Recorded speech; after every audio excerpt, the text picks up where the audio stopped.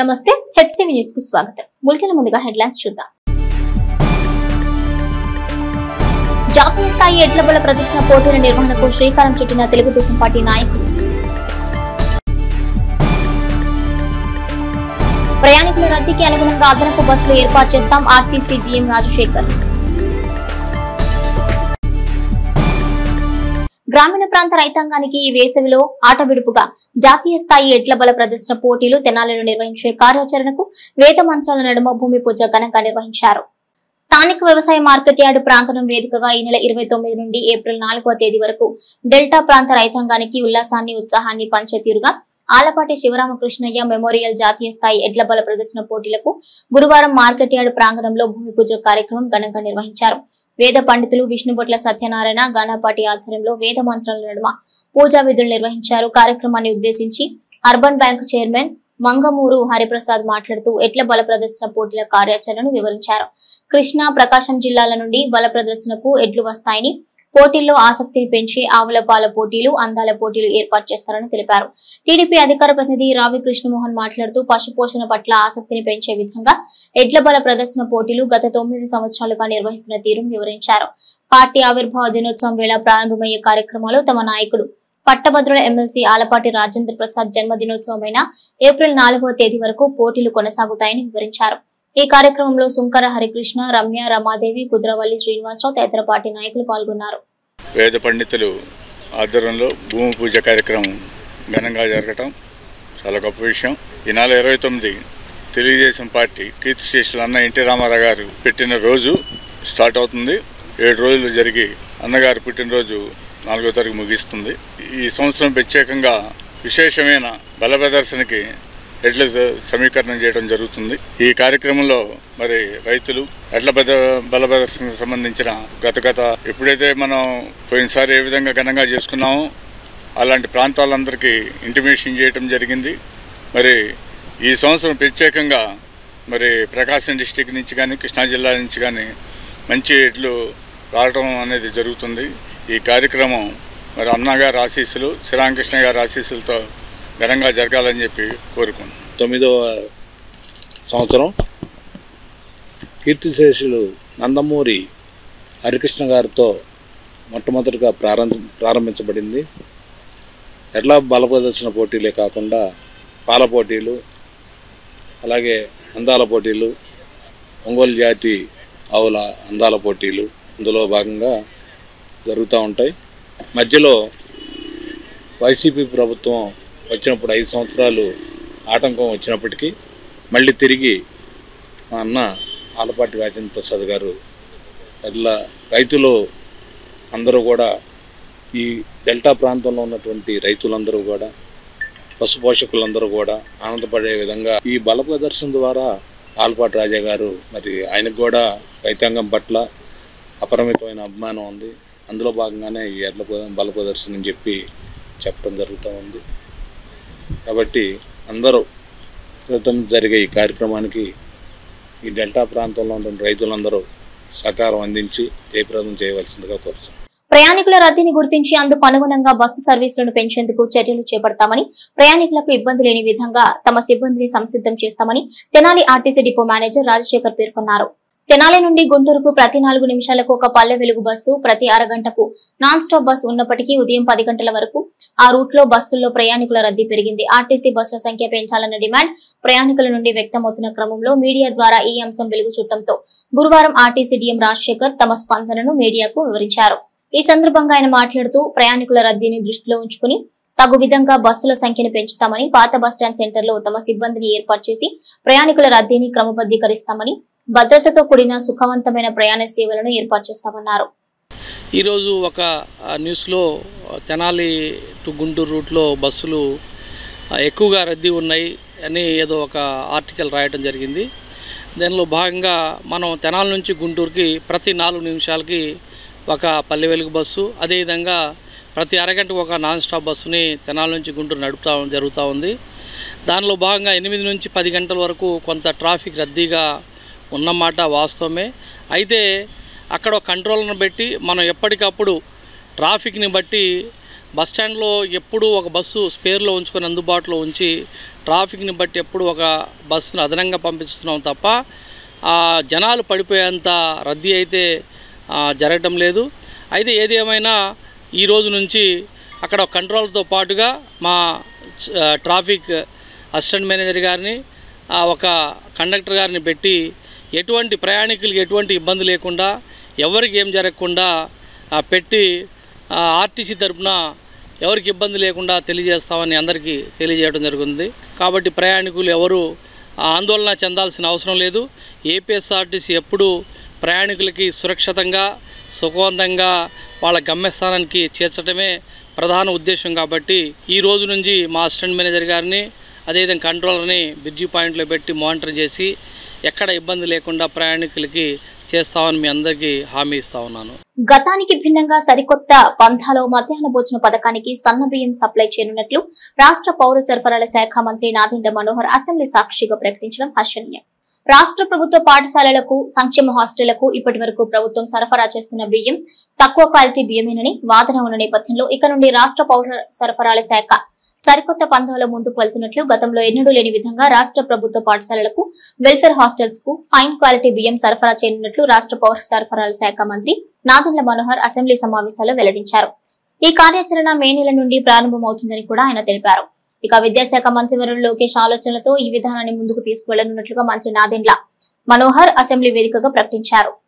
ఎప్పుడు లేని విధంగా మొట్టమొదటిసారి మన రాష్ట్రంలో వచ్చే మే మాసం నుంచి రాష్ట్రంలో ఉన్న ప్రభుత్వ పాఠశాలలందరికీ కూడా మిడ్ డే మీల్స్ కింద మరియు మన welfare institutions social welfare institutions hostels వీళ్ళందరికీ కూడా పౌర సరఫరాల శాఖ నుంచి మేము ఫైన్ క్వాలిటీ రైస్ వాళ్ళకి సరఫరా చేయబోతున్నాం అనేది గౌరవ సభ అందరికీ కూడా నేను ఈ సందర్భంగా తెలుపుకున్నాను. ఇది మొట్టమొదటిసారి అధ్యక్ష, ఏనాడు కూడా జరగలేదు. ఒక అద్భుతమైన కార్యక్రమం చేపట్టబోతున్నాం. గౌరవ హెచ్ఆర్డీ మినిస్టర్ లోకేష్ గారు కూడా దీనికి ఒక కొత్త ఆలోచనతోటి మనం ఏ విధంగా డిస్ట్రిబ్యూట్ చేద్దాం అనేది మేము ముందు తీసుకెళ్తున్నాం అధ్యక్ష. వివాహ సమయంలో హాజరు కావడం వీలుపడని నేపథ్యంలో పట్టభద్రుల ఎమ్మెల్సీ ఆలపాటి రాజేంద్ర ప్రసాద్ స్వయంగా ఆ నూతన దంపతుల ఇంటికి వెళ్లి అభినందనలు తెలిపిన వైనమిదే. ఇటీవల తెనాలిలో జిల్లా పరిషత్ చైర్పర్సన్ కత్తెర హెనీ క్రిస్టినా సురేష్ కుమార్ దంపతుల కుమార్తె వివాహం జరిగిన నేపథ్యంలో పట్టభద్రుల ఎన్నికల కౌంటింగ్ ఒత్తిడిలో ఉన్న ఆలపాటి రాజేంద్ర ప్రసాద్ స్థానిక పార్టీ నాయకుల ద్వారా వర్తమాన శుభాకాంక్షలు తెలిపారు. కాగా గురువారం తెనాలి వచ్చిన ఎమ్మెల్సీ ఆలపాటి రాజేంద్ర ప్రసాద్ ఐతనగర్ లో ఉన్న నూతన వధూవరులకు అభినందనలు తెలిపేందుకు వెళ్లారు. జెడ్పీ చైర్పర్సన్ కత్తెర హెనీ క్రిస్టినా సురేష్ కుమార్ దంపతులు ఎమ్మెల్సీ ఆలపాటి రాజేంద్ర ప్రసాద్ కు సాదర స్వాగతం పలికారు. పూలబొకే అందజేసి తమ అభిమానాన్ని చాటుకున్నారు. 108 కోట్ల శ్రీరామనామ పారాయణ మహాయజ్ఞం పూర్ణాహుతి మహోత్సవాలు నిర్వహణకు తాలూకా హైస్కూల్ గ్రౌండ్స్ లో ఏర్పాట్లు ముమ్మరంగా కొనసాగుతున్నాయి. దక్షిణ పదంలో 4 ధ్వజస్తంభాలు కలిగిన విశిష్టతను సంతరించుకున్న పంచముఖ ఆంజనేయ స్వామి వారి ఆలయం కేంద్రంగా డిసెంబర్ 25, 2022న ప్రారంభించిన శ్రీరామ నామ పారాయణ మహాయజ్ఞం 108 కోట్లు పూర్తి చేసుకున్న సందర్భంగా చేపడుతున్న వేదాగమ పూజలకు విశిష్టతను సంతరించుకున్న ప్రవచనకర్తల ప్రవచనామృత కార్యక్రమాలకు ఎంతో ప్రాధాన్యత ఉన్న క్రమంలో అందుకు అనుగుణంగా ఏర్పాట్లను భారీ స్థాయిలో చేపడుతున్నారు. ఈ నెల 9వ తేదీ సాయంత్రం శోభాయాత్రతో ప్రారంభమయ్యే ఉత్సవాలు తాలూకా హైస్కూల్ గ్రౌండ్స్ లో 14వ తేదీ సాయంత్రం వరకు కొనసాగుతాయని 108 కోట్ల శ్రీరామనామ పారాయణలో భాగస్వాములైన భక్తులందరూ పూర్ణాహుతి కార్యక్రమాన్ని తిలకించి తీర్థ ప్రసాదాలు స్వీకరించి భగవత్ అనుగ్రహం పొందాలని నిర్వాహకులు కోరుతున్నారు.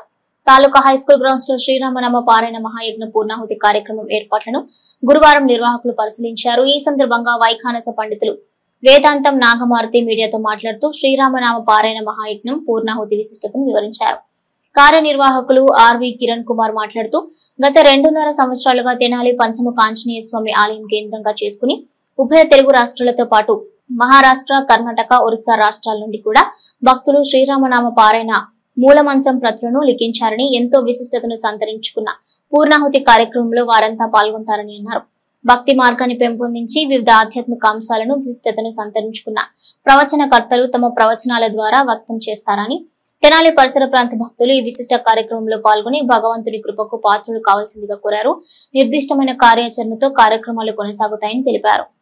2022 డిసెంబర్ 25వ తేదీన ప్రారంభించినటువంటి అష్టోత్తర శతకోటి శ్రీరామనామ పారాయణ మహాయజ్ఞం పూర్ణాహుతి కార్యక్రమాన్ని ఈ నెల 9వ తేదీ నుండి 14వ తేదీ వరకు తెనాలి తాలూకా హై స్కూల్ గ్రౌండ్లో నిర్వహించేందుకు సన్నాహాలు చేయడం జరుగుతుంది. ఈ క్రమంలో ఈ స్వామివారికి సీతారామచంద్ర స్వామివారికి అనేక పూజాది కార్యక్రమాలను, హోమాది కార్యక్రమాలను ఈ 6 రోజుల పాటు ఎంతో వైభవంగా వైఖాన సాగముక్తంగా నిర్వహించడం జరుగుతుంది. ఈ 2.5 సంవత్సరాల నుంచి తెనాలి నుంచి కేంద్రంగా చేసుకుని ఆంధ్రప్రదేశ్, తెలంగాణ, మహారాష్ట్ర, కర్ణాటక, ఒరిస్సా రాష్ట్రాల్లోని భక్తులు ఈ 108 కోట్ల శ్రీరామనామ పారాయణ మహాయజ్ఞంలో పాల్గొని వారు కూడా భక్తితో ఎంతో ఆర్తితో శ్రీరామనామ పారాయణ చేసి ఇక పత్రికల్ని తెనాలికి పంపించడం జరిగింది. ఆ పత్రికలందరికీ కూడా ఇప్పుడు పూజాది కార్యక్రమాలు నిర్వహించి పూర్ణాహుతి కార్యక్రమాలు నిర్వహించడం జరుగుతుంది. ఈ యొక్క కార్యక్రమానికి అనేక మంది ప్రవచనకర్తలు, ఆధ్యాత్మికవేత్తలు, అలాగే వైఖాన సాగమ పండితులు, ఆచార్యులు, ఋత్వికులు విశేషంగా పాల్గొని పూజాది కార్యక్రమం నిర్వహించడం జరుగుతుంది. ప్రతిరోజు కూడా విశేషంగా ఆధ్యాత్మిక ప్రవచనకర్తల చేత అనేక అంశాల మీద ప్రవచనామృత కార్యక్రమం నిర్వహించడం జరుగుతుంది. ఈ యొక్క కార్యక్రమాల్లో భక్తులు విశేషంగా పాల్గొని శ్రీ సీతారామచంద్ర స్వామి వారి ఆశీస్సులు పొందాలని మనస్ఫూర్తిగా కోరుకుంటున్నాం. ఈ యొక్క మార్చి 9 నుంచి 14 వరకు కూడా యజ్ఞ కార్యక్రమం జరుగుతుంది. 9వ తారీఖు సాయంత్రం శోభాయాత్రగా విచ్చేసి ఈ తాలూకా గ్రౌండ్స్లో వేదికగా ఏర్పాటు చేసుకున్నటువంటిది యజ్ఞశాల నిర్మాణం కూడా సంపూర్ణమైంది. ఆ యజ్ఞశాలలో 9 సాయంత్రం అంకురార్పణ మహోత్సవం శ్రీ వైఖాన సాగమోక్తంగా జరుగుతుంది. 10వ తారీఖున విశేషంగా ఆ రామనామ మూలమంత్ర యజ్ఞం అగ్నిమదనం చేసి ఆ యొక్క అగ్నిమదనాన్ని పంచాగ్ని కుండాల్లో కూడా ప్రణయనం చేసుకున్నటువంటిది. విశేషంగా యజ్ఞ కార్యక్రమాలు జరుగుతూ ఉంటాయి. 5 రోజులు కూడా యజ్ఞశాలలో నిరంతరం రామనామ యజ్ఞం జరుగుతూ ఉంటుంది. వేదిక మీద విశేషంగా రోజుకొక విశేషమైన ఆధ్యాత్మిక ప్రవచనాలు, లక్ష్మీనారాయణ స్వామి కళ్యాణం, అలాగే సీతారామస్వామి కళ్యాణం, స్వామివారి యొక్క పట్టాభిషేక మహోత్సవాలు, అలాగే రుక్మిణి కళ్యాణం, అలాగే విశేషంగా ఆఖరి రోజున సామూహిక కుంకుమ పూజ శ్రీ మహాలక్ష్మి వారి కార్యక్రమాన్ని ఎంతో వైభవంగా జరుపుకుంటూ ఉన్నాం. భక్తులందరూ కూడా ఈ రామనామ యజ్ఞంలో పారాయణలో పాల్గొన్నటువంటి వాళ్ళందరూ కూడా తప్పనిసరిగా ఈ యజ్ఞ కార్యక్రమంలో కూడా పాల్గొని ఈ పరిపూర్ణమైనటువంటి 108 కోట్ల రామనామ యజ్ఞ పారాయణ పుణ్యాన్ని భక్తులందరూ కూడా ఈ కార్యక్రమంలో పాల్గొని ఆ పుణ్యాన్ని పొందినటువంటి వాళ్ళే తరించవలసిందిగా తెలియజేస్తూ ఉన్నాం. జై శ్రీరామ్. తెనాలి నెహ్రూ రోడ్లో వేయించేసి ఉన్న శ్రీ రుక్మిణి సత్యభామ సమేత శ్రీ గోవర్ధన్ స్వామివారి ఆలయంలో ఆలయ జీవధ్వజశిఖ ప్రతిష్ట మహాకుంభాభిషేకాల పూజలు ఈ నెల 7వ తేదీ నుండి ఘనంగా నిర్వహిస్తున్నట్టు ఆలయ అర్చకులు తమిళస రఘు వి మాధవ్ కుమార్ పేర్కొన్నారు. గురువారం ఆలయ ప్రాంగణంలో ఏర్పాటు చేసిన విలేకరుల సమావేశంలో తొలుత ప్రచార కరపత్రాలను విడుదల చేశారు. అర్చక స్వాములు మాట్లాడుతూ ఈ నెల 7వ తేదీ శుక్రవారం నుండి 10వ తేదీ సోమవారం వరకు ఆలయ ప్రాంగణంలో భక్తుల సహాయ సహకారాలతో పూర్తి చేసిన శ్రీవారి ముఖమండప పునర్నిర్మాణం, జీవ ధ్వజశిఖర ప్రతిష్ట, మహాకుంభాభిషేక కార్యక్రమాలు నిర్వహించినట్టు తెలిపారు. ఎంతో విశిష్టం సంతరించుకున్న ఆలయాన్ని శ్రీకృష్ణదేవరాయలు సందర్శించినట్లు ఆధారాలు ఉన్నాయని, ఈ క్రమంలో శ్రీకృష్ణదేవరాయల విగ్రహం కూడా ఏర్పాటు చేసినట్టు తెలిపారు. ఈ కార్యక్రమంలో ఆలయ వంశపారంపర్య ధర్మకర్తల కుటుంబ సభ్యులు భాగవతులు నిఖిల్ శాండిలియా, ఆలయ జూనియర్ అసిస్టెంట్ బి సుబ్బారావు, వంశపారంపర్య అర్చకులు టి అనంతాచార్యులు, వేదాంతం కేశవమూర్తి, టి యశ్వంత్ తదితరులు పాల్గొన్నారు. ధ్వజస్తంభ శిఖర ప్రతిష్ట మరియు మహాకుంభాభిషేక కార్యక్రమంలో ఈ నెల 7, 8, 9 మరియు 10 తేదీల్లో జరుగుతున్నాయి. కావున ఈ కార్యక్రమంకు భక్తులందరూ విచ్చేయవలసిందిగా కోరుతున్నాము. దాతల సహకారంతో ముఖమండపాన్ని పునర్నిర్మాణం సుమారు 70 లక్షల పైగా దాతల సహకారంతో ఈ ముఖమండపాన్ని పునర్నిర్మాణం చేయడం జరిగింది. సాలహార నిర్మాణము మరియు నవగ్రహ దేవతల నిర్మాణము ఈ కార్యక్రమం దాతల సహకారంతో చేయడం జరిగింది. 7వ తారీఖు సాయంత్రం విశ్వక్సేన పూజ, పుణ్యావాచన, దీక్షాధారణ మొదలగు కార్యక్రమములు. 8వ తారీఖు శ్రీ గోదాదేవి, వికంసాచార్య స్వామి, ఆంజనేయ స్వామి, గోవర్ధన స్వామి వారికి కలశ స్నాపన కార్యక్రమము. సాయంత్రము శ్రీవారి ధ్వజశిఖర గ్రామోత్సవము. సాయంత్రం 7 గంటల కుంభారాధన. 9వ తారీఖు 10:54 ఈ ధ్వజశిఖర ప్రతిష్ట కార్యక్రమము మరియు కుంభాభిషేక కార్యక్రమం జరుగుతుంది. దాతలకు మరియు భక్తులకు 10వ తారీఖు సోమవారం కళ్యాణానంతరం అన్న సంతర్పణ కార్యక్రమం జరుగుతుంది. కావున ఈ కార్యక్రమంలో అందరికీ భక్తులు విచ్చేయవలసిందిగా కోరుతున్నాం. స్వామివారి యొక్క ముఖమండప పునర్నిర్మాణం జరిగి పూర్తయిన సందర్భంగా స్వామివారికి మహాకుంభాభిషేకము మరియు జీవధ్వజ శిఖర ప్రతిష్టా కార్యక్రమములు ఈ నెల 7వ తేదీ నుండి 10వ తేదీ వరకు కార్యక్రమాలు నిర్వహించబడతాయి. శ్రీ విఘ్న సంబంధించి ప్రోక్తమైనటువంటి దివ్యశ్రీ వైఖాన సాగముక్తంగా ఈ కార్యక్రమాలన్నీ జరగబోతున్నాయి. ఈ దేవాలయానికి 15వ శతాబ్దంలో శ్రీకృష్ణదేవరాయల వారి స్వామివారిని దర్శనం చేసుకుని స్వామివారికి తేలపుల గ్రామంలో ఉన్నటువంటి కొంత ఈనాము భూమిని స్వామివారి దుపదివ నైవేద్యాలకు సమర్పించినట్టు శాసనం కూడా కలదు. అతి ప్రాచీనమైన దేవాలయము. సుమారుగా 70 సంవత్సరాల క్రితం జరిగిన మహాకుంభాభిషేకం మళ్ళీ ఇప్పుడు 9వ తేదీన 10:54 పునర్వసు నక్షత్రయుక్త వృషభలక్క పుష్కరాంశయందు స్వామివారి మహాకుంభాభిషేకము మరియు జీవధ్వజ కార్యక్రమాలు అత్యంత వైభవపేతంగా నిర్వహించబడతాయి. కావున 50 మంది భక్తులంతా ఈ కార్యక్రమంలో పాల్గొని స్వామివారిని సేవించి శ్రీవారి అన్నప్రసాదాన్ని స్వీకరించినందుగా కోరుచున్నాము. నెహ్రూ రోడ్ జిల్లా గ్రంథాలయం ఎదురు వేయించేసి ఉన్నటువంటి శ్రీ రుక్మిణీ సత్యభామ సమేత గోవర్ధన స్వామి మరియు హిందువుల మనోభావాలు దెబ్బతీసే విధంగా హిందువుల ఆధ్యాత్మిక ఉత్సవాల్లో కావాలని కొన్ని శక్తులు హింసను ప్రేరేపించే కార్యకలాపాలకు పాల్పడుతున్నాయని, దీన్ని ప్రతి ఒక్క హిందువు ముక్త కంఠంతో ఖండించాలని విశ్వ హిందూ మరియు అనుబంధ సంఘాల నాయకులు పిలుపునిచ్చారు. తెనాలి గాంధీనగర్లోని నందనవనం కార్యాలయంలో గురువారం ఏర్పాటు చేసిన మీడియా సమావేశంలో హిందువులకు పవిత్రమైన పండుగలు ఉత్సవాల సందర్భంగా అన్య మతస్థులు అనుచిత వ్యాఖ్యలు చేస్తూ భయభ్రాంతులకు గురిచేసే విధంగా వ్యవహరించే తీరును ప్రతి హిందువు ప్రతిఘటించాల్సిన అవసరం ఉందని సంఘ నాయకులు పేర్కొన్నారు. ఈ సమావేశంలో హిందూ అనుబంధ సంఘ నాయకులు తమ అభిప్రాయాన్ని వెల్లడించారు. హిందువులు జరుపుకునే ఈ ఊరేగింపులు ఈ మధ్యకాలంలో కొంతమంది దుండగులు రాక్షసత్వంగా తుంటరితనంతో ప్రశాంతంగా జరుగుతున్న ఈ హిందువుల ఊరేగింపుల మీద రాళ్ళు వేయటము, చెప్పులు వేయటము, మా ఆరాధనా స్థలం నుంచి వెళ్ళకూడదు అనే ఒక రకమైన మూఢత్వము, పెంకితనం, భయంకరమైనటువంటి గొడవలు జరుగుతున్నాయి. టార్గెట్ చేస్తున్న ఈ ఇన్సిడెంట్స్ని హిందూ సంస్థలు తెనాలిలో ఈరోజు తీవ్రంగా ఖండిస్తున్నాయి. ఆర్ఎస్ఎస్ హిందూ చైతన్య వేదిక అనేక హిందూ సంఘాల ద్వారా రాయచోట్లో, అన్నమయ్య జిల్లా రాయచోట్లో ఒక ఇన్సిడెంట్ జరిగింది ఇటీవల. వీరభద్రస్వామి ఆ ఊరేగింపు జరుగుతూ ఉంటే అన్యమతస్థులు వచ్చి దాన్ని డిస్టర్బెన్స్ చేయటం, ఎలా పడితే అలా మాట్లాడి ఇక్కడ ఉన్న హిందువుల్ని భయప్రాంతులకు గురి చేయటం అనేది చాలా బాధాకరమైన విషయం. గత కొంతకాలంగా చూసిన లెక్క అయితే అనేకమైనటువంటి దుష్కార్యక్రమాలకు చేస్తూ ఉన్నారు. ఎక్కడ హిందువులు ఏ కార్యక్రమం చేసినా కూడా అడ్డుగా చేస్తూ ఉన్నారు. అన్నమయ్య జిల్లాలో రాయచోటి అనే గ్రామంలో మన వీరభద్రస్వామి ఊరేగింపులు జరుగుతున్నాయి.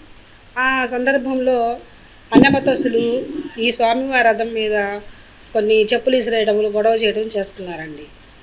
అది అంతకుముందు కూడా ఒకసారి అయ్యప్ప స్వామి భక్తులు బస్సులో వెళుతూ ఉంటుంటే ఆ బస్సులు పగలగొట్టి ఉన్న భక్తుల్ని హింస పెట్టి నానా విధాలుగా ఇట్లా అన్యమతస్థులు అలా చేయకూడదండి. అలా చేయటం వల్ల మన హిందూ ధర్మం అణగారిపోతుంది. పాపులు పశ్చాత్తాపం పొంది సన్మార్గంలో నడవటానికి శ్రమదినాలు ఎంతగానో దోహదపడతాయని ప్రముఖ దైవ సేవకులు చిట్టిబాబు పేర్కొన్నారు. ప్రపంచవ్యాప్తంగా క్రైస్తవ సాంప్రదాయ ఆధ్యాత్మిక శ్రమదినాలు ఈ నెల 5వ తేదీ నుండి ప్రారంభమయ్యాయి. మండల కాలం పాటు క్రైస్తవ మందిరాల్లో విశ్వాసులు శ్రమల దినాలను భక్తిపూర్వకంగా పాటిస్తారు. ఈ క్రమంలో తెనాలి పట్టణంలోని వివిధ కొడల్లో గల ప్రధాన చర్చిల్లో దైవ సేవకులు యేసు శ్రమధనాల యొక్క ప్రాధాన్యత గురించి వివరించారు. ఇదిలా ఉండగా దైవ సేవకులు చిట్టిబాబు మీడియాతో మాట్లాడుతూ 40 రోజుల పాటు నిర్వహించే శ్రమల దినాల ఆవశ్యకత గురించి వివరించారు. గ్రీకు భాషలో లెంట్ డేస్గా వీటిని పిలుస్తారని, సాధారణంగా దైవ సేవకులు విశ్వాసులు శ్రమల దినాలను ఆచరిస్తారని తెలిపారు. 2025వ సంవత్సరం లెంట్ డేస్గా అనగా శ్రమల దినాలు క్రీస్తు పొందినటువంటి శిలువ శ్రమల ధ్యానాలను ఈ 40 దినాలు అనగా నిన్నటి నుంచి ప్రారంభమైనటువంటి మార్చి 5 నుంచి ఏప్రిల్ 19వ తేదీ వరకు ఉన్నటువంటి క్రీస్తు శిలువ శ్రమల ధ్యానాల్లో ప్రతిరోజు కూడా విశ్వాసులు దేవుని సన్నిధానములో దేవాలయంలో కూడుకొనుచు అనుదినము కూడా ఆయన పొందినటువంటి శ్రమలను ధ్యానిస్తూ పాపి పశ్చాత్తాపడడానికి, మారుమనసు పొందటానికి, చెడు మార్గంలో జీవిస్తున్నటువంటి వారు సన్మార్గంలోనికి, నీతి మార్గంలోనికి రావటానికి అనుదినము కూడా యేసు ప్రభు పొందినటువంటి శ్రమల్లో ఉన్నటువంటి విషయాలను ధ్యానిస్తూ అనేక మంది వారి జీవితాల్లో మంచి పరివర్తన కలిగి సత్ప్రవర్తన కలిగి జీవించటానికి ఈ 40 రోజులను మండల కాలం అంటాం. ఈ మండల కాలంలో అనేక మంది వారి యొక్క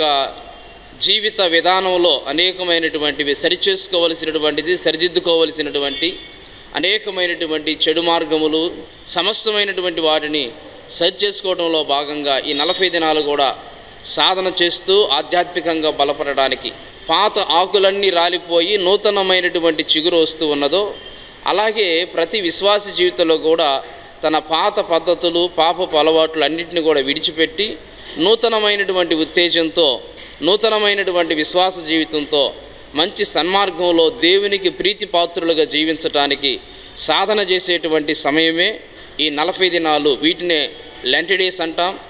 దుగ్గిరాల శుభం మహేశ్వరి కోల్డ్ స్టోరేజ్లో జరిగిన అగ్ని ప్రమాదంలో నష్టపోయిన రైతాంగానికి పరిహారం చెల్లించే విషయమై రైతు సంఘ నాయకులు తెనాలి సబ్ కలెక్టర్ సంజనా సిన్హాను గురువారం కలిశారు.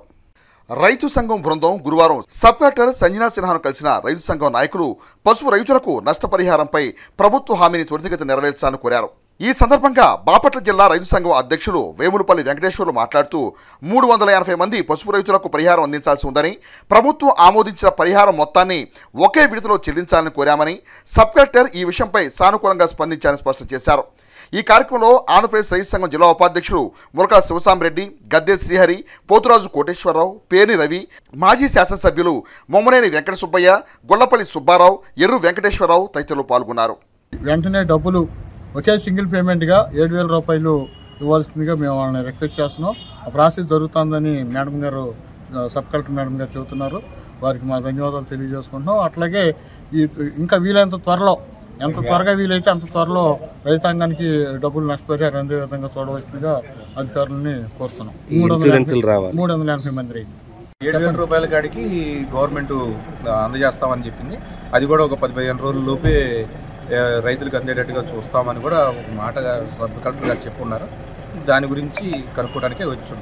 అనారోగ్యంతో బాధపడుతున్న శ్రీ ఆంజనేయం ధ్యాన యోగమండలి సభ్యురాల వైద్య సేవల నిమిత్తం శ్రీ ఆంజనేయం ధ్యాన యోగమండలి వ్యవస్థాపక అధ్యక్షుడు కిషోర్ గురూజీ ఆదేశాల మేరకు యోగా మండలి సభ్యులు తాము సేకరించిన 13,000 రూపాయల ఆర్థిక సహాయాన్ని బాధితురాలకు అందజేసి తమ సౌహృదతను చాటుకున్నారు.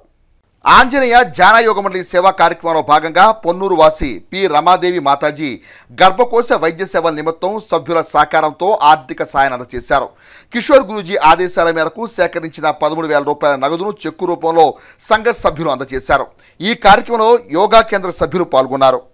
దుగ్గిరాల రైలుపేటలో యార్డ్ సమీపంలో ఉన్న శ్రీ కళ్యాణ వెంకటేశ్వర స్వామి దేవస్థానం నందు ఈ నెల 7 నుంచి 11 వరకు ద్వితీయ వార్షికోత్సవ వేడుకలను నిర్వహించనున్నారు. ఈ విషయంపై గురువారం ఉదయం ఆలయ ప్రాంగణంలో కమిటీ సభ్యులు వార్షికోత్సవాలకు సంబంధించిన బ్రోచర్లను ఆవిష్కరించారు. ఈ కార్యక్రమంలో కమిటీ సభ్యులు జంపాల శ్రీధర్, చుండూరు ఉమామహేశ్వరరావు, కోనేరు మల్లికార్జునరావు, వంకధార పనిసాయి, వరప్రసాద్, కొంగర సుధీర్ బాబు, బసప పున్నారావు, అర్చకులు వేదాంతం రామచంద్ర తదితరులు పాల్గొన్నారు. ఈ సందర్భంగా ఉమామహేశ్వరరావు రామచంద్ర మాట్లాడారు. 5 రోజుల పాటు అంగరంగ వైభవంగా గ్రామస్తుల సహాయ సహకారాలతో స్వామివారి ఉత్సవాలు అత్యంత వైభవపేతంగా జరుగుతున్నాయి. ఈరోజు ప్రతిరోజు కూడా స్వామివారి నిత్య కైంకర్యాలు, ప్రసాదాల వితరణ, అనేక రకాల సేవలు ఈ కార్యక్రమం జరుగుతున్నాయి. అయితే దీంట్లో ప్రత్యేకంగా స్వామివారికి 7వ తేదీ రేపనగా కార్యక్రమం అనంతరం స్వామివారి యొక్క గరుడ ముద్దలు అనేది ప్రసాద వితరణ జరుగుతుంది. ఈ గరుడ ముద్దలు అనేది సంతానం లేని వారికి సంతానం కలగటానికి ఈ యొక్క గరుడ ముద్ద వితరణ జరుగుతుంది. కాబట్టి సంతానం లేని వారు వచ్చి ఈ యొక్క గరుడ ముద్దలు స్వీకరించి స్వామివారి కృపను పొందవలసిందిగా కోరుచున్నాం. అదేవిధంగా 11వ తేదీ కూడా గరుడ ముద్దలు వితరణ జరుగుతుంది. ఈ 2 రోజుల అవకాశం ఈ యొక్క దేవస్థానం వారు అవకాశం కల్పించారు. 10వ తేదీ స్వామివారికి ప్రత్యేకంగా స్వామివారు దుగ్గిరాలలో గ్రామోత్సవం నిర్వహించుకుంటారు. ఆ గ్రామోత్సవంలో గ్రామ ప్రజలందరూ కూడా పాల్గొని స్వామివారిని గ్రామోత్సవం చేసే విధంగా ప్రతి ఒక్క ఇంటి నుంచి కూడా ప్రతి ఒక్క మనిషి వచ్చి స్వామివారిని దేవస్థానం నుంచి బయలుదేరి మళ్ళీ దేవస్థానం వరకు స్వామివారు వచ్చేదాకా ప్రతి ఒక్క భక్తుడు కూడా రావాల్సిందిగా మేము ఈ వేదిక ద్వారా కోరుతున్నాం. విశేష పూజలు, విశేష హోమాల అనంతరం స్వామేశ్వర హోమం విశేషంగా చేయడం జరుగుతుంది. ఈరోజు సాయంత్రం స్వామివారికి విశేషంగా హనుమంత హోమాన్ని నిర్వహిస్తున్నారు. అనంతరం తీర్థప్రసాద వితరణ జరుగుతుంది. అదే 9వ తారీఖు ఉదయం విశేష పూజలు, విశేష హోమాల అనంతరం విశేషంగా మహామహిమాన్వితమైన సుదర్శన హోమాన్ని దేవస్థానం వారు నిర్వహిస్తున్నారు. అదేవిధంగా ఆదివారం సాయంత్రం 9వ తారీఖు సాయంత్రం 6 గంటలకు విశేషంగా నారసింహ హోమం జరుగుతుంది. 9 గంటలకు స్వామివారి వార్షిక కళ్యాణోత్సవం జరుగుతుంది. విశేషంగా స్వామివారిని అలంకారం చేసి విశేషంగా తిరుమలలో ఏ విధంగా అయితే కళ్యాణోత్సవాన్ని జరుపుతామో అదేవిధంగా ఇక్కడ కళ్యాణోత్సవాన్ని జరుపుతారండి. ఈ కళ్యాణోత్సవం మనం అక్కడికి వెళ్ళి చూసుకోలేని వాళ్ళు మన దుగ్గిరాల పసుపు యార్డు ప్రక్కన గల మన కళ్యాణ వెంకటేశ్వర వారి దేవస్థానంలో దేవస్థానం కమిటీ వారు చాలా విశేషమైన ఏర్పాట్లు చేసి ఉన్నారు. కావున భక్తులందరూ కూడా ఈ కళ్యాణోత్సవాన్ని తిలకించి స్వామివారి తీర్థ ప్రసాదాలు స్వీకరించవలసిందిగా కోరుతున్నా. బులెటిన్ ముగించే ముందు హెడ్లైన్స్ మరోసారి. జాతీయ స్థాయి ఎడ్ల బల ప్రదర్శన పోటీల నిర్వహణకు శ్రీకారం చుట్టిన తెలుగుదేశం పార్టీ నాయకులు. ప్రయాణికుల రద్దీకి అనుగుణంగా అదనపు బస్సులు ఏర్పాటు చేస్తాం ఆర్టీసీ జీఎం రాజశేఖర్. ఇవి bulletin updates. Keep watching HCV news.